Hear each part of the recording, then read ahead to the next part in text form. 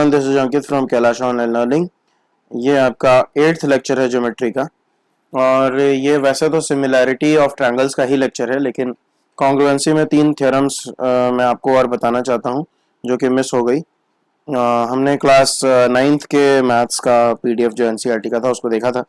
If two sides of a triangle are unequal, the angle opposite to the longer side is larger और greater. यहाँ पे ये चीज़ है कि हम लोगों को इस थ्योरम का प्रूफ समझना है। हम लोग इस चीज़ के बारे में जानते हैं, ठीक है, हम लोग इस चीज़ के बारे में जानते हैं, लेकिन हम लोग इसको इसका प्रूफ समझना है। तो बेसिकली यहाँ पे अगर नहीं जानते हैं तो हम लोग फिर से बता दें कि आपको वैसे ये एंगल सबसे बड़ा दिख रहा होगा, और उसका रीज़न यहाँ पे ये बताया कि ये जो सबसे बड़ी साइड है इसके सामने वाला एंगल सबसे बड़ा होगा, और अगला जो थ्योरम है ये वो इसी का ऑपोजिट है। तो हम लोग पहले देखते हैं। Draw line segment A B हमने ड्रॉ किया with A as centre and some radius. किसी रेडियस को पकड़े हुए, ए को सेंटर लेते हुए हम ये वाली आर्क खींचते हैं, ठीक है, और कुछ पॉइंट्स इस पे P, Q, R, S, T डाल दिया। बात ये है कि हम लोग इन पॉइंट्स को A से भी और B से भी ज्वाइन करेंगे। ओके, A से भी ज्वाइन करेंगे और B से भी ज्वाइन करेंगे। तो जैसे हमने A को P से ज्वाइन किया, A को Q से ज्वाइन किया, तो AP और AQ बराबर होगा क्योंकि वो रेडियस है। हमने A को सेंटर लेते हुए ही आर्क खींची थी, तो ये रेडियस है, ये रेडियस है, ये रेडियस है, ये भी रेडियस है और ये भी रेडियस है। ये पांचों तो आपस में बराबर होगा। लेकिन हम लोग ये देखेंगे कि जैसे जैसे P से T तक जा रहे हैं, वैसे वैसे क्या हो रहा है कि ये वाला एंगल जो है वो बढ़ता ही जा रहा है इधर की तरफ, ठीक है, बढ़ता ही जा रहा है। Okay, observe that the length of side is also increasing. Now draw any triangle with all angles unequal to each other. Measure the length of the sides. Observe that the side opposite to the largest angle is the longest. ठीक है, ये जो largest angle है इसके opposite side सबसे बड़ी है, ये मेजर करने से पता चल जाएगा। Okay, repeat this activity for some more triangles. Okay, and we see that the converse of theorem 7.6 is also true. Okay, बात यह है कि इन दोनों को प्रूफ नहीं किया है, ये ऑब्जर्वेशन है। इन दोनों को प्रूव नहीं किया है, ये ऑब्जर्वेशन है केवल। उसके बाद आ जाते हैं हम लोग थ्योरम 7.8 पे। थ्योरम 7.7 एक बार देख लो, वैसे तो तुम समझ गए कि वो कन्वर्स है, फिर भी देख लो कि side opposite to the largest angle is the longest, या फिर लार्जर एंगल इज लॉन्गर। ठीक है, the sum of any two sides of a triangle is greater than the third side. The sum of any two sides of a triangle is greater than the third side, ये भी हम लोग बहुत अच्छे से जानते हैं। ठीक है, तो बात ये है, observe that side BA of triangle ABC has been produced to a point B such that AD equal to AC। ABC एक ट्रायंगल ड्रॉ किया और इसको हमने एक्सटेंड करके इतना एक्सटेंड किया कि AD और AC आपस में बराबर हो जाए। तो हम D पॉइंट तक पहुंचे, उसको यहां से मिला दिया, ज्वाइन कर दिया। ठीक है, ज्वाइन कर दिया। अब हम लोग ये शो कर सकते हैं कि एंगल BCD जो है वो एंगल BDC से बड़ा है। एंगल BCD जो है वो एंगल BDC से बड़ा है। कैसे दिखाएंगे? क्योंकि ये आइसोसेलेस ट्रायंगल है तो ये दोनों बराबर होगा, और ये इससे कुछ ना कुछ तो ज्यादा है ही, तो ऑब्वियसली ये पूरा एंगल इस एंगल से बड़ा है। ओके, पूरा एंगल जो है, ये पूरा एंगल इस एंगल से बड़ा है। और अगर हमने ये दिखा दिया कि ये एंगल इस एंगल से बड़ा है, तो हम लोग ये जान गए कि BD is greater then BC। और BD क्या है? BA plus AD greater than BC। AD किसके बराबर था? AC के बराबर। तो BA plus AC is greater then BC। और यही चीज हम लोग किसी भी दूसरे पेयर ऑफ साइड्स के साथ कर सकते हैं। अभी हमने बी ए और ए सी लिया, फिर हम लोग बी ए और बी सी लेके भी यही काम कर सकते हैं। तो यहाँ पे एस्टैब्लिश होता है कि the sum of any two sides of a triangle is greater than the third side. ये अंडरस्टैंडिंग चाहिए। और प्रूफ जहां जिसकी मैं बात कर रहा था, मेनली इसी की बात कर रहा था। अब हम लोग आते हैं सिमिलैरिटी पे।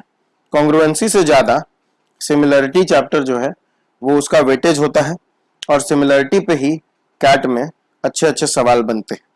ठीक है, सिमिलैरिटी क्या होती है?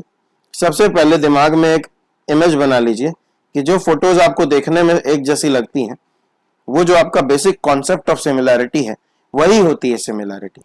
ये दोनों ट्रायंगल देखने में एक जैसे लग रहे हैं, बस ये लग रहा है कि इस छोटे वाले को जूम कर दिया गया है बड़ा ट्रायंगल बनाने के लिए। ठीक है, अगर मैं इसको ऐसे कर दूं, ठीक है, बेसिकली अब मैंने हाथ से ड्रॉ किया है तो थोड़ा तो गड़बड़ होगा ही। ठीक है, एक मिनट। हाँ जी, तो बेसिकली बात क्या है कि यहाँ पे हम लोगों को सिमिलैरिटी में क्या देखना होता है। सिमिलैरिटी में साइड का ज्यादा चक्कर नहीं होता है। सिमिलैरिटी में मेन एक सिंपल बात होती है कि सबसे पहले तो दोनों, जैसे एक ट्रायंगल है तो दूसरा भी ट्रायंगल होना चाहिए, और कॉरेस्पॉन्डिंग एंगल्स इक्वल होने चाहिए। ये एंगल इसके बराबर, ये एंगल इसके बराबर, और ये वाला एंगल इसके बराबर। ठीक है, जो चीज कॉन्ग्रुएंसी में करते थे लगभग वैसी ही चीजें यहाँ करेंगे, बस यहाँ पे एंगल्स को बराबर करने पे ज्यादा फोकस करेंगे। तब यहाँ सर एसएसएस क्या लिखा, उस पे आ रहे हैं। तो पहली सिमिलैरिटी का क्राइटेरियन है, पहला क्राइटेरिया है सिमिलैरिटी का, वो है ए या ट्रिपल ए। ए क्यों बोला? क्योंकि तीन एंगल बराबर होने चाहिए। अगर दो बराबर हो गए तो तीसरा ऑटोमेटिक बराबर हो जाएगा, इसीलिए उसको ए सिमिलैरिटी भी कहते हैं। ठीक है, तो एक तो ये हो गया। दूसरा है हमारा एसएसएस, मतलब यहाँ पे ए बी सी और यहाँ पे पी क्यू आर हो। तो बेसिक बात यही है कि A B by P Q corresponding side. ठीक है, कॉरेस्पॉन्डिंग साइड हमने लिया equal to A C by P R is equal to B C by Q R. अगर ये चीज है किसी दो ट्रायंगल में आपस में, तो वो एसएसएस सिमिलरिटी से सिमिलर हो जाते हैं। ठीक है, यानी साइड्स का रेशियो, कॉरेस्पॉन्डिंग साइड्स का रेशियो कांस्टेंट होता है। कॉरेस्पॉन्डिंग साइड्स का रेशियो कांस्टेंट होता है, इक्वल होता है। ठीक है, यानी ए बी और पी क्यू का जो रेशियो होगा वही ए सी और पी आर का होगा।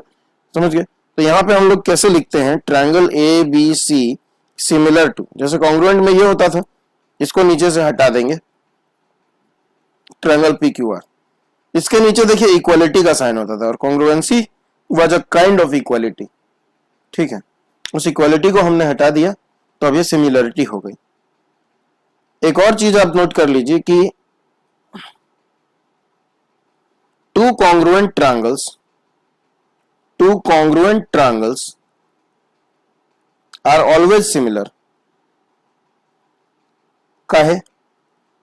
क्योंकि अगर ट्रायंगल कॉन्ग्रुएंट है तो सीपीसीटी से तीनों एंगल उस ट्रायंगल के तीनों एंगल के कॉरेस्पॉन्डिंगली बराबर होंगे, तो सिमिलरिटी तो हो गया। ठीक है, but to similar triangles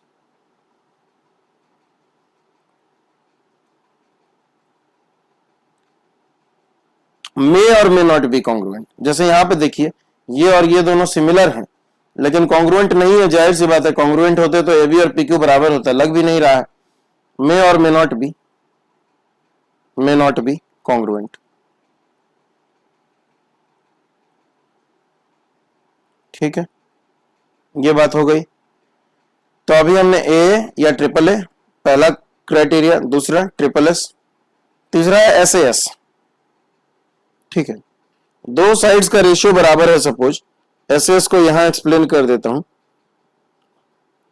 A B by P Q और B C by Q R ये बराबर है। तीसरे के बारे में जानकारी नहीं है तो हम अपने मन से तो बराबर कर नहीं सकते हैं।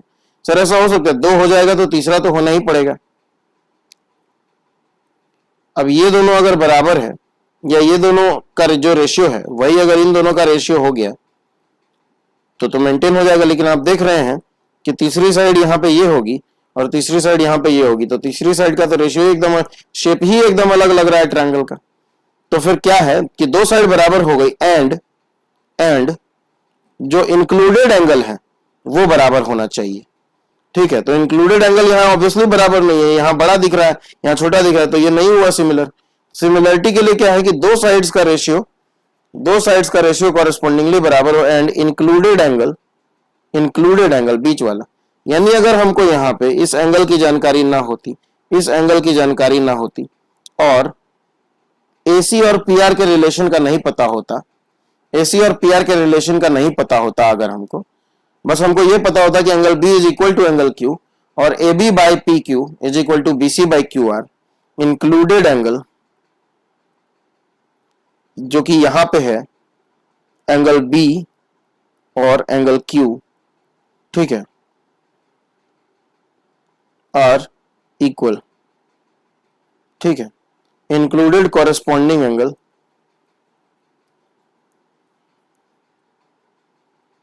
Are equal. अगर ये हो गया तो उसको SAS सिमिलरिटी कहते हैं, अब क्लास 10th का ये चैप्टर है ट्रायंगल्स, ये सिमिलरिटी का ही है। तो इसके सबसे पहले थ्योरम्स वगैरह पे पहुंच जाते हैं हम लोग, ठीक है, इसमें बहुत कुछ आएगा।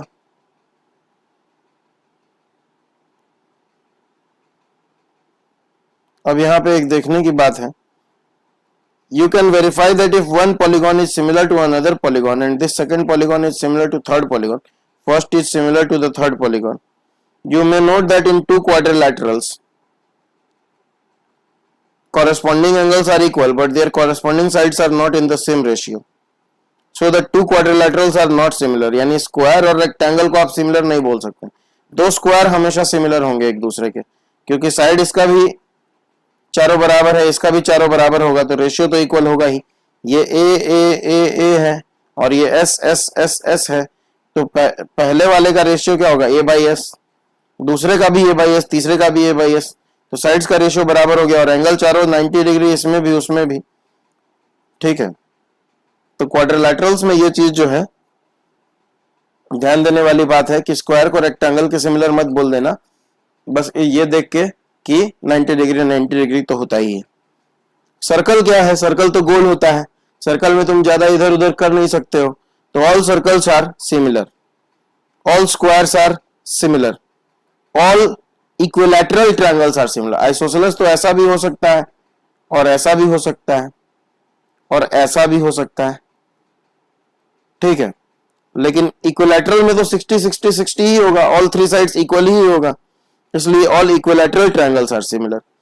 To polygons of the same number of sides are similar if their corresponding angles are equal and their corresponding sides are proportional, मतलब इन द सेम रेशियो। ठीक है, जो कि अभी हमने स्क्वायर और रेक्टेंगल के केस में देखा। ठीक है, give two different examples of pairs of similar figures, non-similar figure activity है, कर लेना। state whether the following quadrilaterals are similar or not। Sides तो इक्वल है, इसकी चारों और इसकी चारों, मतलब जब रेशियो निकालेंगे तो 1.5/3, 1.5/3, 1.5/3 और 1.5/3 आएगा, लेकिन क्या एंगल्स बराबर है? नहीं, इसके चारों एंगल्स 90 डिग्री हैं, इसका कोई भी 90 डिग्री नहीं है। तो दोनों बातें होनी चाहिए कि all corresponding angles are equal and all corresponding sides are proportional. जब दोनों नहीं होगा, जब तक दोनों में से खाली एक हुआ तो ये नहीं कि सिमिलर बोल देंगे। अब सिमिलरिटी ऑफ ट्रायंगल्स आया, यहाँ कुछ एक्टिविटीज हैं, इनको छोड़ते हुए सबसे पहले यहाँ पे पहुंचते हैं जिसका नाम है बेसिक प्रोपोर्शनैलिटी थ्योरम या फिर थेल्स थ्योरम। ठीक है, थेल्स थ्योरम इनके नाम पे है। If a line is drawn parallel to one side of a triangle to intersect the other two sides in distinct points, ठीक है, ये हमने बनाया। तो D क्या है, यहाँ पे हमको बस इतना पता है कि D is parallel to BC। Parallel को ऐसे डिनोट करते हैं, जैसे इक्वल को ऐसे डिनोट करते थे तो पैरेलल को ऐसे डिनोट करते हैं, ठीक है। तो डी पैरेलल टू बीसी है, हमको और कोई बात नहीं पता है, और हमको प्रूव क्या करना है, other two sides are divided in the same ratio. मतलब आप या तो ये कह लीजिए कि AD by D B is equal to AE by E C, या फिर इसी चीज को आप थोड़ा सा अगर मेहनत करके निकालें, ठीक है, अगले स्टेप में आप इसको कह सकते हैं उल्टा करके D B by A D is equal to E C by A E, या फिर आप अगले स्टेप में इसमें 1 1 जोड़ सकते हैं, तो D B by A D plus 1 is equal to E C by A E plus 1। ये ऊपर जाएगा तो एडी प्लस डी बी हो जाएगा, मतलब ऊपर कितना हो जाएगा, A B by A D is equal to ये ए ई प्लस ई सी हो जाएगा, मतलब ए सी बाई ए ई। अगर आप इसको वापस उल्टा कर लिए तो A D by A B is equal to A E by E C. तो आप चाहे ये प्रूव कर दो चाहे ये प्रूव कर दो, बेसिक यहां से लेके यहां तक सारे के सारे स्टेप्स जो है एक दूसरे से रिलेटेड हैं। ये प्रूव हो जाएगा तो हम उल्टे डायरेक्शन में जाके यहां तक आ जाएंगे, और ये हो जाएगा तो हम यहां तक आ जाएंगे। तो दोनों में से किसी को भी प्रूव कर दो, बेसिक प्रोपोर्शनलिटी थ्योरम एस्टैब्लिश हो जाएगी, ठीक है। हमको एक्चुअली करना क्या है, बुक के स्टेटमेंट के हिसाब से ये करना है, ठीक है।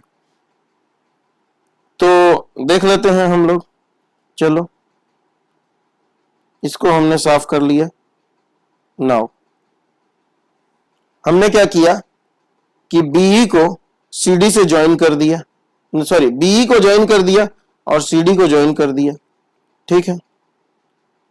अब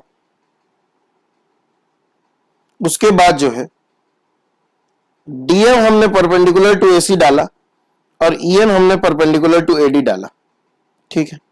एसी या एबी, ये एडी की जगह एबी कह लो, कोई दिक्कत नहीं है, यहाँ पे एबी बोला है।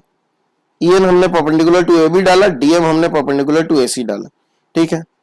एडीई का एरिया निकाला गया, ट्रायंगल एडीई का एरिया अगर निकालना है तो हम लोग इधर से अगर इसको हाइट और इसको बेस मान के निकालें तो half into DM into AE हो जाएगा, और दूसरे तरफ से हो जाएगा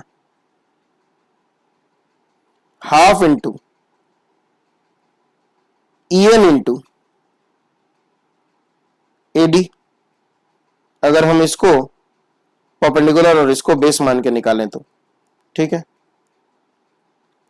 चलो, तो हम लोगों का ट्रायंगल का एरिया दो तरीके से निकल गया, ट्रायंगल एडीई का एरिया, ठीक है। उनमें से किसी भी एक को पकड़ लिया,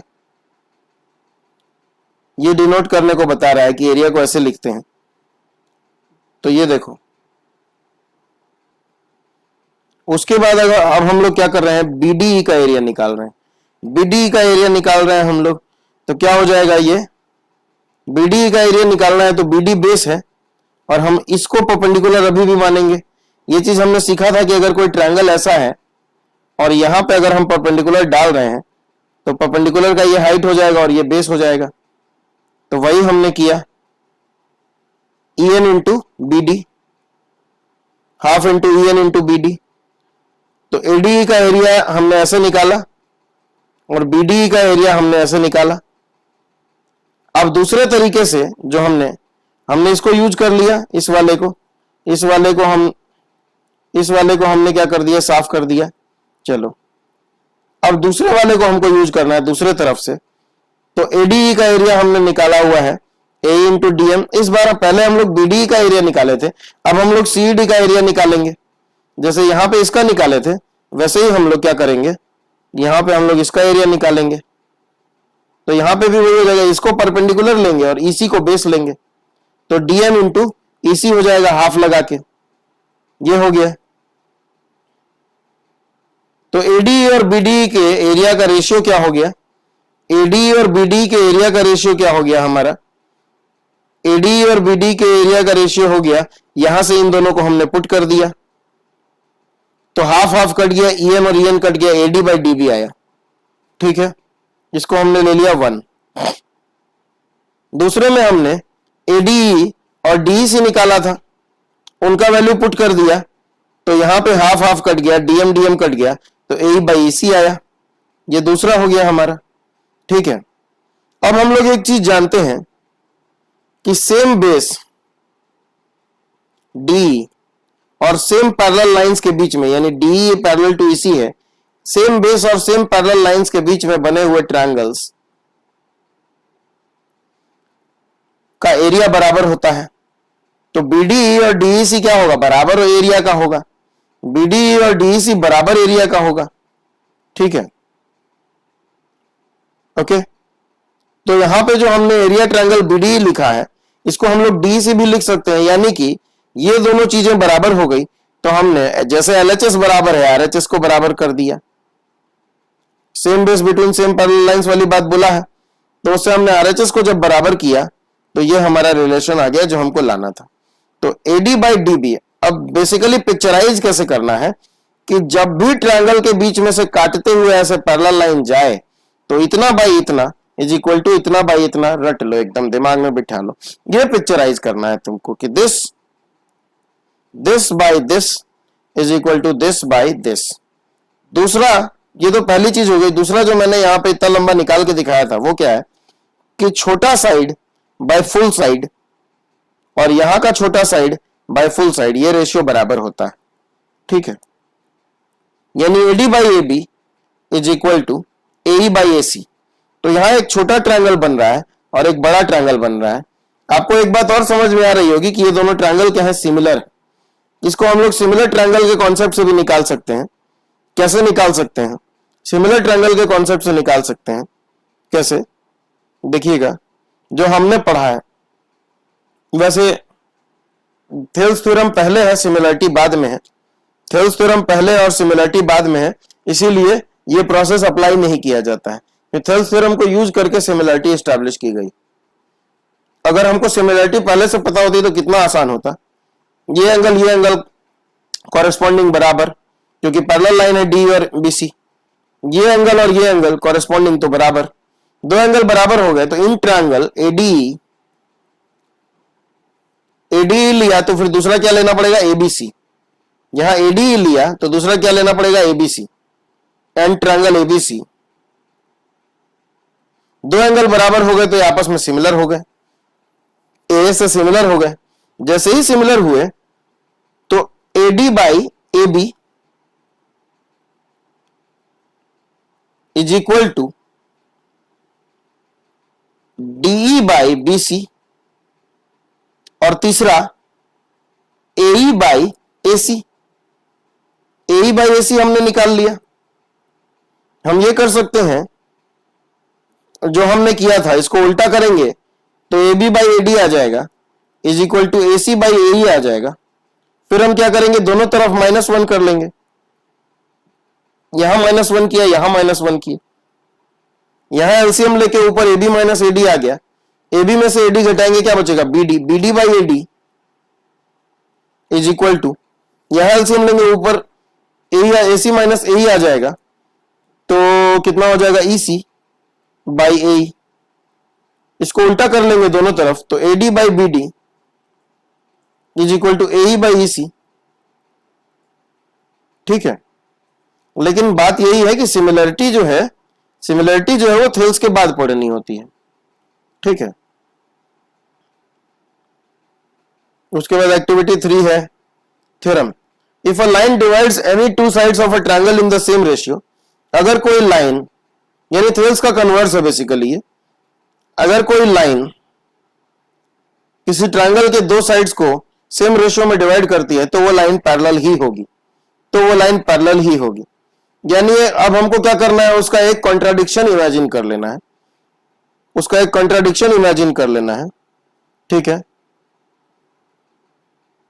तो हमने डी नाम का लाइन ले लिया जो कि सेम रेशियो में डिवाइड करता है, और ये भी इमेजिन कर लिया कि डी उसके पैरेलल नहीं है।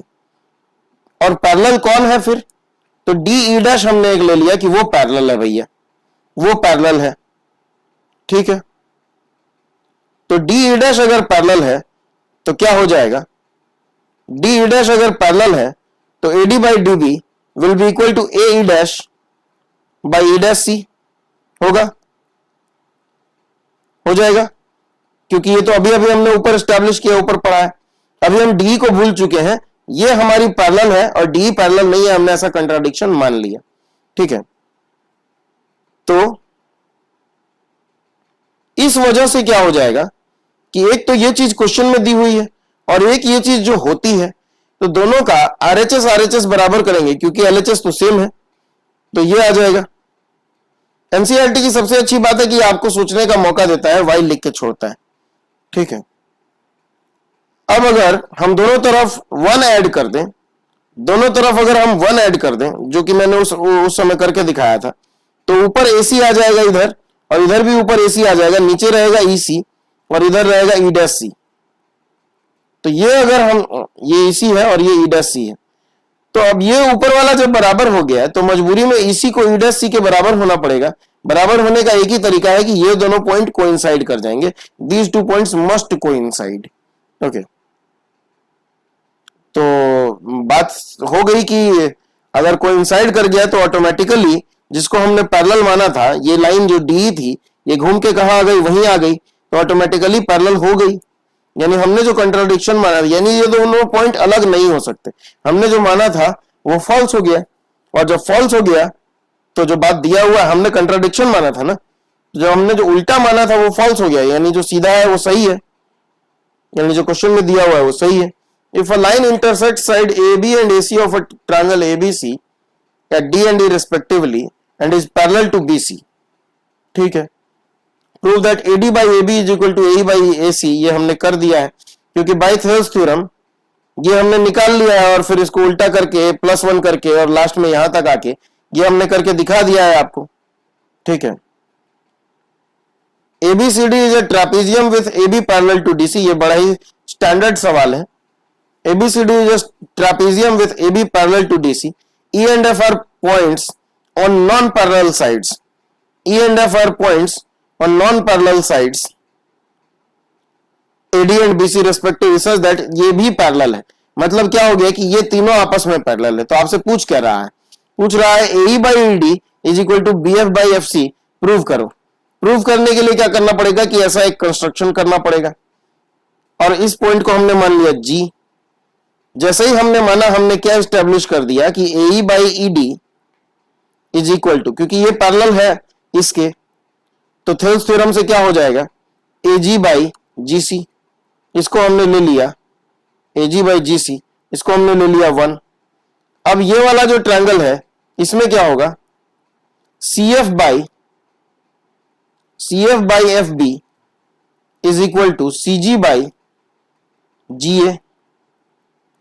इसी को अगर हम लोग उल्टा लिखें, या फिर CG को GC लिख सकते हैं और GA को AG लिख सकते हैं। हाँ, अगर हम लोग दोनों तरफ रेसिप्रोकल कर दें, दोनों तरफ रेसिप्रोकल कर दें, तो FB by FC is equal to AG by GC। ये दूसरा हो गया, दोनों का RHS बराबर है यहां और यहां। जब RHS बराबर है तो LHS बराबर हो जाएगा, और यही तो प्रूव करना था। ठीक है, यही तो प्रूव करना था, इसको इसके बराबर प्रूव करना था, तो कर दिया। तो अब हम लोग जो है इस चैप्टर में सीधा आगे भाग के सिमिलरिटी पे आते हैं। Criteria for similarity of triangles हमने पढ़ लिया है, एक्टिविटी है यहाँ पे, थ्योरम है। If in two triangles corresponding angles are equal then their corresponding sides are in the same ratio. तो ये तो तुम्हारा क्या बोलते हैं, सिमिलरिटी ऑफ ट्रायंगल से हो जाएगा, सिमिलरिटी ऑफ ट्रायंगल से हो जाएगा। फिर भी चलो इसको प्रूव करके दिखाते हैं कैसे किया है। Two triangles ABC and DEF such that angle A equal to angle D, B equal to E, A और D बराबर है, B और E बराबर है, C और F बराबर है। और ये भी मान लिया कि ट्रायंगल कॉन्ग्रुएंट नहीं है। कॉन्ग्रुएंट अगर नहीं है, कॉन्ग्रुएंट होता सर तो बराबर ही होता, तो रेशियो क्या सब कुछ बराबर हो जाता, फिर तो कोई टेंशन ही नहीं था। तो प्रूव करने की दिक्कत कहाँ है, जब कॉन्ग्रुएंट नहीं है। अगर कॉन्ग्रुएंट है तो ऑटोमेटिक प्रूव हो गया। अगर कॉन्ग्रुएंट नहीं है तो दोनों में से एक ट्रायंगल तो बड़ा होगा। मान लो ये बड़ा है, या फिर ये मान लो ये बड़ा है, जैसे यहां माना ये बड़ा है, तो एंगल यहाँ पे बराबर है। तो हम लोग को बस इतना करना है कि ए बी के इक्वल डीपी को रखते हुए यहां पे एक पॉइंट पी डालना है और यहां से एक पैरेलल खींचना है। उससे क्या क्या होगा बताते हैं, उससे क्या क्या होगा बताते हैं कि ये एंगल इसके बराबर है और इसके बराबर तो दिया हुआ था, तो angle B is equal to angle P, ये इसके बराबर है ही, तो तीनों एंगल बराबर हो गए डीपी की और एबीसी में। उसके बाद ये और ये आपस में बराबर हो गया, ये और ये आपस में बराबर हो गया, एबी और डीपी आपस में बराबर हो गया, ठीक है, सीपीसीटी से। ये तो हमने शुरू में ही लिया था इसको, सॉरी इसको तो हमने शुरू में ही लिया था बराबर, ये और ये तो बराबर हमने लिया ही था, तो ये दोनों बराबर है, ये और ये जो है वो सीपीसीटी से बराबर हो जाएगा, तो ये दोनों सीपीसीटी से बराबर हो गया। अब हमको क्या करना है कि क्योंकि ये पैरेलल हमने लिया था, तो डीपी बाई डी, ठीक है, extension of self theorem is equal to D Q, मतलब ये बाई बड़ा और ये बाई बड़ा, तो DP by D is equal to D Q by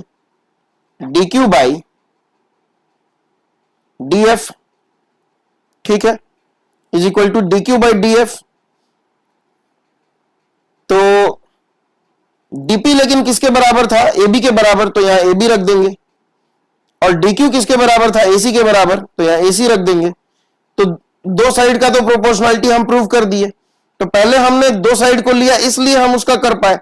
अब अगर हम किसी और दो साइड का लेंगे, यानी पहले हमने छोटा ट्रायंगल इधर से कंस्ट्रक्ट किया था तो नहीं, अब अगर हम इधर से कंस्ट्रक्ट कर ले, ठीक है, तो हम लोग इधर से प्रूव कर देंगे, तो ये हो जाएगा।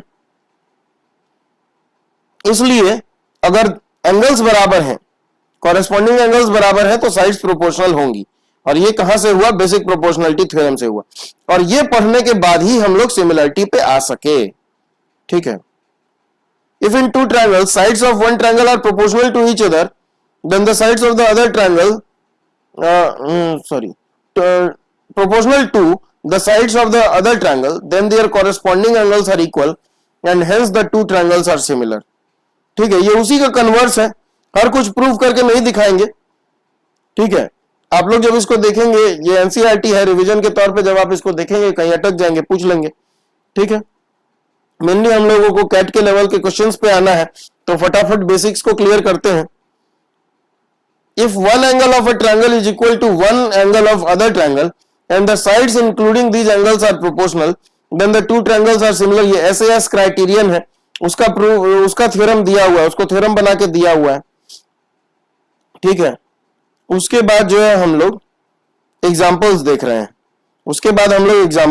हैं, और यहाँ पे एक्सरसाइज स्टार्ट हो जाती है। तो पहले हम लोग ये एक सुंदर सा लगता हुआ एग्जांपल देख लेते हैं। A girl of height 90 centimeter is walking away from the base of a lamp post at 1.2 meter per second, ठीक है। लैम्प इज 90 सेंटीमीटर, 3.6 मीटर मतलब 360 centimetre, lamp post is 360 centimetre above the ground, find the length of her shadow after 4 second. ये किस speed से जा रही है, 1.2 metre पर सेकंड से जा रही है, यानी शुरू में मान लेते हैं यहीं से चली थी, ठीक है। तो ये यहां से जा रही है 1.2 मीटर पर सेकंड के स्पीड से जा रही है, तो 4 सेकंड में कितना चली जाएगी, 1.2 इंटू 4 दैट इज 4.8 मीटर चली जाएगी, मतलब 480 सेंटीमीटर चली जाएगी, ये 480 सेंटीमीटर, ठीक है। 480 सेंटीमीटर चली जाएगी, तो इसको हमने मान लिया x, length of her shadow x पूछा ही है हमसे, यही है शेडो।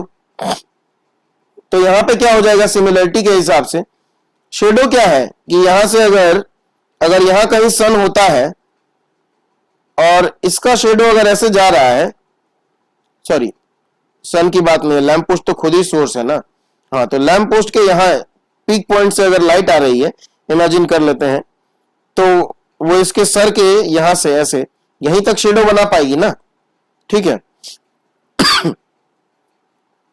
तो क्योंकि ये भी वर्टिकल है और ये भी वर्टिकल है, तो ये आपस में पैरेलल होंगे, तो ये इसके बराबर होगा एंगल, और ये एंगल इसके बराबर होगा।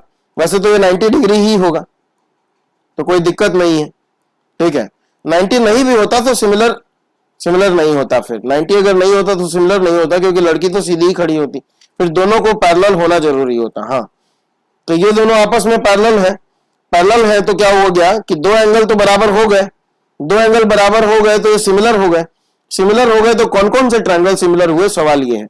Triangle EDC is similar to triangle EBA, बराबर हो गए। तो अब हम लोग को पता है कि ED by EB, ED by EB, यहां से ईडी लिया तो यहां से ईबी लिया, और अब जो जो पता है, सीडी पता है, बीए पता है, is equal to CD by BA. ठीक है, ईडी कितना है हमारा x, और यहां क्या है 480 प्लस एक्स,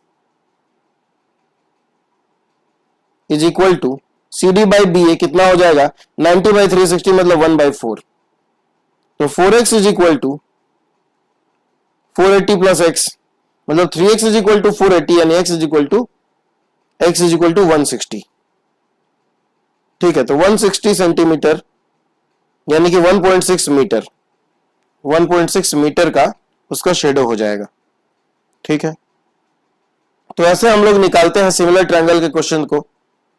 अब यहां पे शुरू में तो एकदम बेसिक सवाल बोल रहा है कि बताना है कौन कौन से ट्रायंगल सिमिलर हैं। ट्रायंगल्स इक्वल है तो सिमिलर होगा। ठीक है, 2.5/5, 2/4 और 3/6, ये सारे रेशियो 1/2 आ रहे हैं, तो सिमिलर होगा। ठीक है, अब उसके बाद है कि यहां पे सिमिलर देखना है, तो जो पहले दिख रहा है पहले उसको देख लो। 2.5 का डबल है 5, तो 2.5/5 और 5/10 और दोनों के बीच का एंगल, तो ऐसे ऐसे सिमिलर है। लेकिन यहां देखते हैं क्या बन रहा है। तो 3/6 और 2/4 तो मिल रहा है, लेकिन 2.7/5 नहीं मिल रहा है। 2.5/5 होता तब कुछ बात होती, इसीलिए ये नहीं है सिमिलर। तो 1, 2 और 4 अभी हमको मिला सिमिलर। ठीक है, उसके बाद यहां 80 डिग्री यहां है। ठीक है, तो यहां देखो 5 और 6 के बीच का इंक्लूडेड एंगल है, और यहां क्या है इंक्लूडेड नहीं है। ये इंक्लूडेड होता तो इसकी बात हो रही होती ना, इसीलिए इसको नहीं कहेंगे सिमिलर। अगर हुआ तो किसी और वजह से होगा।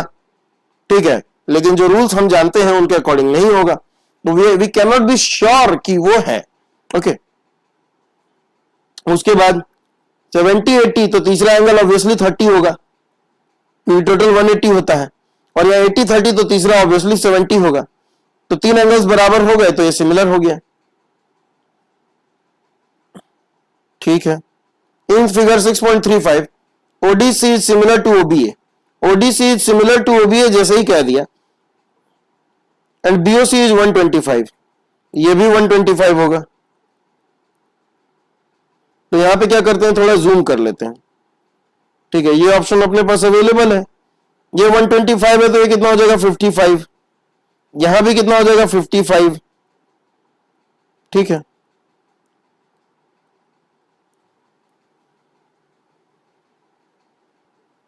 ये हो गया 55, यहां हो जाएगा 125। जो जो चीजें हमको पता है, क्या पैरेलल दिया हुआ है, लेट अस सी, क्या पैरेलल दिया हुआ है। Find DOC, DCO and OAB. ODC, ODC याद रहे, और ओएबी नहीं दिया है, ओबीए, ओबीए। ठीक है, तो डी के बराबर कौन होगा, बी, यानी यहां 70 बन रहा है तो यहां 70 नहीं बनेगा, कहां बनेगा 70। एक मिनट, मैंने 55 को मिटा दिया गलती से, ये 55 था, यहां बनेगा 70। ठीक है, क्योंकि यहां डी पे बन रहा था तो यहां बी पे बनेगा कॉरेस्पॉन्डिंग। ओके, तो यहां हो जाएगा 70, 70 और 55 पता चल गया, तो टोटल 125 हो गया। तो यहां पे क्या बनेगा 55, और यहां पे क्या बनेगा 55। हमसे क्या क्या पूछा है सब बता देंगे हम। Okay, DOC 55, DCO 55, OAB, OAB 55। ठीक है, diagonals AC and BD of a trapezium, AC and BD of a trapezium ABCD with AB parallel to DC.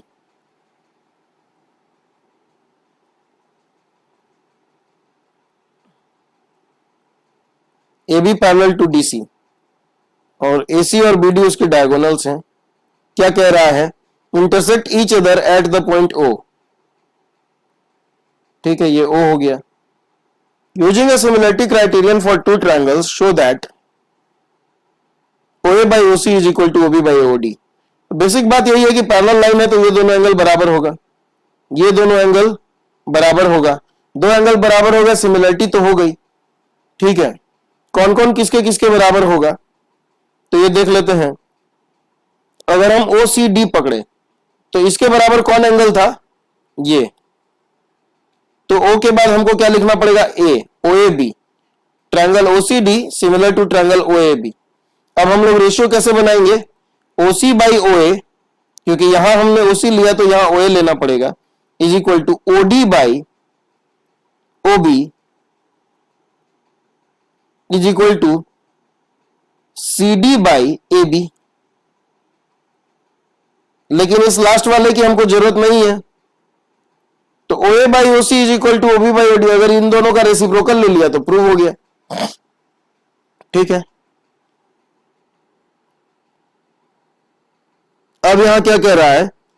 QR by QS, QR by QS is equal to QT by PR, QT by PR and angle 1 is equal to angle 2।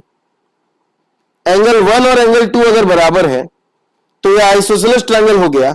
और isosceles triangle में क्या होता है कि PQ is equal to PR होता है, PR हो जाएगा। अगर ये बराबर हो गया तो जहां पे PR लिखा है वहां पे हम लोग PQ लिख सकते हैं, PQ लिख सकते हैं। ठीक है, और ये जो बात दी हुई है इसको हम लोग उल्टा लिखें अगर, तो QS by QR, QS by QR, और इसको भी उल्टा लिखना पड़ेगा तो PQ by QT, sorry QP by QT, QP by QT।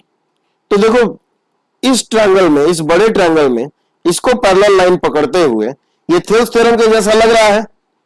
हाँ जी, ये तुम्हारा this by this is equal to this by this, यही रिलेशन है ना। QS by QR is equal to QP by QT हो गया। तो आपको क्या साबित करना था भैया? और ये एंगल तो कॉमन है इन दोनों में, तो दो साइड्स का रेशियो तुम बराबर कर दिए और Q तो कॉमन ही है, तो PQS और TQR ऑटोमेटिक सिमिलर हो गए, यहां तो कोई दिक्कत ही नहीं है। तो ये तुम्हारा सिमिलरिटी का चैप्टर है। और फिर से जैसे तुमको पिछला बताए थे वैसे ही ये है। अब यहां पे क्या है? Areas of similar triangles. एक चीज जो रह जाती है हमेशा, एरियाज ऑफ सिमिलर ट्रायंगल्स। तो मान लो कि triangle ABC is similar to triangle PQR। तो यहां पे क्या बात है कि AB by PQ is equal to BC by QR is equal to AC by PR होगा। और अगर हम इन सब का स्क्वायर कर दें तो सारे तरफ स्क्वायर का, तो ये अगर हम कर दें तो यहां भी करना पड़ेगा और यहां भी करना पड़ेगा, अभी भी रेशियो बराबर होगा। और यही जो स्क्वायर वाला रेशियो होता है ये क्या होता है? Area of triangle ABC by area of triangle PQR। सोचो ये क्यों होता है? क्योंकि एरिया निकालने के लिए हाफ इंटू एक साइड इंटू दूसरा साइड का, मतलब एरिया निकालने के लिए एक लेंथ इंटू दूसरा लेंथ होता है। एरिया निकालने के लिए सिर्फ एक लेंथ का रेशियो से एरिया नहीं निकलता, सिर्फ एक लेंथ के एक साइड के लेंथ से या एक तरफ के किसी डायमेंशन से एरिया नहीं निकलता है। एरिया की यूनिट सेंटीमीटर या मीटर नहीं होती है, सेंटीमीटर स्क्वायर या मीटर स्क्वायर होती है। ओके, तो एरिया का जो रेशियो होता है दो सिमिलर ट्रायंगल्स के एरिया का, वो तुम्हारा उसके साइड्स के स्क्वायर के रेशियो के बराबर होता है। बस इतना तुमको जानना है। ठीक है, फिर जब कैट लेवल प्रॉब्लम्स करेंगे तो इनको यूज करेंगे। ओके, और पाइथागोरस थ्योरम तो हम लोग जानते ही हैं पाइथागोरस थ्योरम के प्रूफ वगैरह पे नहीं जाएंगे, थोड़ा ज्यादा डिटेल हो जाएगा वो। ओके, एक ये सवाल जरूर देख लो, ये बहुत बहुत शानदार सवाल है ये। O is any point inside a rectangle ABCD. O is any point inside a rectangle ABCD. Prove that OB square plus OD square, OB square plus OD square, यानी दो ऑपोजिट वर्टिसेज को यहां पे कंसिडर किया, is equal to OA square plus OC square. ठीक है, we will establish this. तो basically हम लोगों का यहाँ पे क्या करते हैं, इसको ज्वाइन कर लिए, या तो इधर से कर लिए, नहीं तो हम लोग इधर से कर लेते, एक ही बात होती। ठीक है, तो इस ट्रायंगल में पाइथागोरस थ्योरम के हिसाब से, पाइथागोरस थ्योरम के हिसाब से OB स्क्वायर को क्या लिख सकते हैं, BP square plus OP square. ठीक है, क्योंकि ये तो हाइपोटेनस है। ओके, उसी तरह OD स्क्वायर को क्या लिख सकते हैं हम लोग, OD स्क्वायर को क्या लिख सकते हैं, OQ square plus QD square लिख सकते हैं। ये तुम्हारा हो गया OB स्क्वायर। अब OD स्क्वायर को हम लोग लिख सकते हैं OQ square plus QD square. ठीक है, उसी तरह OA स्क्वायर को हम लोग लिख सकते हैं, OA स्क्वायर को हम लोग लिख सकते हैं AP square plus OP square, और OC स्क्वायर को हम लोग लिख सकते हैं OQ square plus QC square. ठीक है, ये चारों चीजें हमने निकाल के रख ली। अब OB स्क्वायर और OD स्क्वायर को हम लोग जोड़ेंगे, OB square plus OD square हम लोग जोड़ेंगे। ठीक है, OB स्क्वायर और OD स्क्वायर को जोड़ेंगे तो क्या हो जाएगा, यहां से OP स्क्वायर, यहां से OQ स्क्वायर को पहले एक साथ ले लो, plus BP square plus QD square, BP square plus QD square, और उसी तरह अगर हम लोग OA और OC को ले लेंगे तो फिर इसमें भी OP स्क्वायर और OQ स्क्वायर तो होगा ही होगा। तो इसको हमने क्या किया, अलग रख लिया, आधा पार्ट तो बराबर कर ही चुके हैं, बचा AP स्क्वायर और QC स्क्वायर। तो पहले हम लोग QC लिखें तो कोई दिक्कत, QC square plus AP square, कोई दिक्कत नहीं, A प्लस B लिखो या B प्लस A लिखो, एक ही बात है।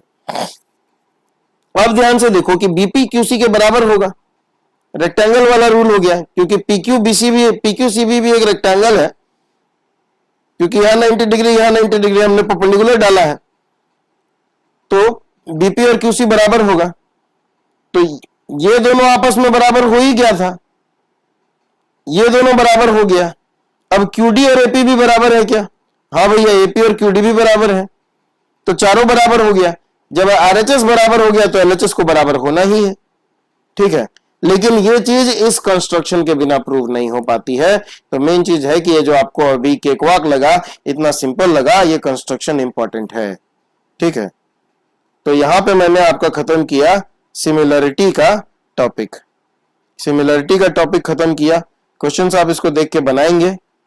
ठीक है, और उसके बाद जो है ये प्रॉपर्टीज है, ये समरी है इस चैप्टर की सिमिलरिटी की, ये एनसीईआरटी के पीडीएफ में मिल जाएगा। हम आपसे एक्सपेक्ट करेंगे कि आप इस चीज को मेहनत करें, आप जाएं एनसीईआरटी की वेबसाइट पे, वहां से इसको निकालें और इनको नोट करके रखें, ये हमेशा काम आएगा ज्योमेट्री के क्वेश्चन में। ठीक है, तो अगले लेक्चर में हम लोग ट्रायंगल्स को और क्वाड्रिलैटरल्स को और हेक्सागोन को, यानी कि सर्कल्स के पहले का सारा कुछ पूरा खत्म कर चुके होंगे थ्योरेटिकली। ठीक है, और उसके बाद हम लोग सर्कल्स पे आएंगे, लेकिन उसके पहले हम लोग एक बार ट्रायंगल्स तक का क्वेश्चन बनाएंगे कैट लेवल का। ठीक है, तो ये हमारा 8th लेक्चर था। Thank you so much for watching, happy learning, bye bye.